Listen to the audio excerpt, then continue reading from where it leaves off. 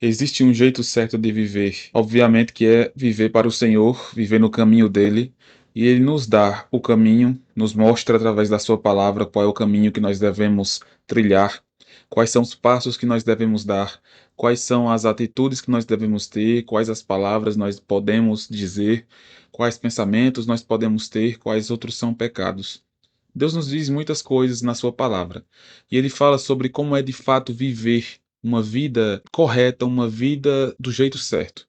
Perceba Tito 2, versículo 12, que nos diz: educando-nos para que, renegadas a impiedade e as paixões mundanas, vivamos no presente século sensata, justa e piedosamente. Essa expressão educando-nos faz relação ao versículo anterior. O versículo anterior nos diz: porquanto a graça de Deus se manifestou salvadora a todos os homens. A graça do Senhor, o presente do Senhor em nossas vidas, os presentes que ele nos dá, e necessariamente aqui, como diz, salvadora, ou seja, a salvação que nós temos através de Jesus Cristo, a vida eterna, a comunhão com o Senhor para sempre, ele derrama sobre nós. E isso, de fato, nos educa, que é o que diz o versículo 12. A primeira palavra que temos aí, o primeiro verbo, educando-nos. A graça do Senhor em nossas vidas nos educa, nos faz agir de certas formas, nos faz ir por um certo caminho, porque ela nos educa. E o propósito disso, a continuação do versículo nos diz: educando-nos para que, renegadas a impiedade e as paixões mundanas, vivamos no presente século sensata, justa e piedosamente. Educando-nos para que nós, de fato, vivamos no presente século justa, sensata e piedosamente.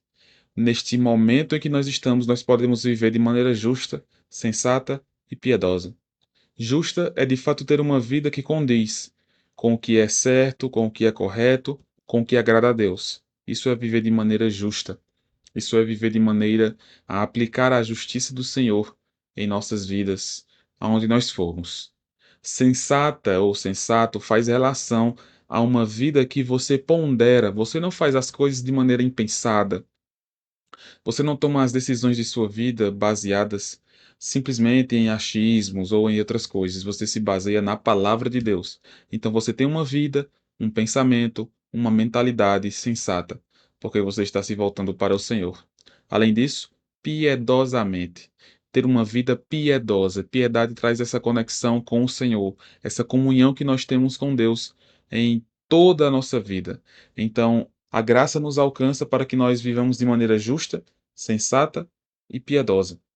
Vivamos de maneira a estarmos corretos diante do Senhor, a sermos pessoas que são maduras, discernem as coisas e a sermos pessoas que têm comunhão com o Senhor. E qual é a maneira de nós fazermos isso? O versículo nos diz, no meio do versículo é que nós temos essa resposta. Renegadas a impiedade e as paixões mundanas. Perceba, esse aqui é o modo. A graça de Deus nos educa para que vivamos no presente século sensata, justa e piedosa. De que maneira? Renegadas a impiedade e as paixões mundanas. Impiedade é contrário de piedade. E aqui traz a conexão com um relacionamento com o Senhor, com uma vida próxima de Deus. Ou seja, impiedade é o que nos afasta de Deus, é estarmos distantes do Senhor. E paixões mundanas são as coisas que estão em nós, os desejos pecaminosos, que nos levam para longe de Deus. Então, quando nós renegamos essas coisas, quando nós nos distanciamos dessas coisas, nós estamos vivendo de maneira justa, sensata e piedosa para o Senhor.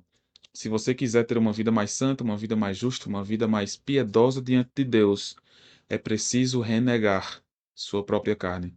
É preciso tomar a cruz e seguir a Jesus. É preciso, de fato, olhar para o Senhor, para o que Ele quer de nós, e não para o que nós queremos, não para o que nossa carne quer. Nós precisamos negar a nós mesmos, tomar a nossa cruz e seguir a Jesus. Você tem negado a si mesmo? Você tem cedido facilmente à pressão, à tentação? Não faça isso. Lembre-se que Deus não gosta, não se agrada disso. Isso é pecado. Deus quer que você, de fato, se afaste dessas coisas e se aproxime dele. Pense nisso. Quais áreas de sua vida você tem cedido para o pecado, cedido para os seus próprios desejos?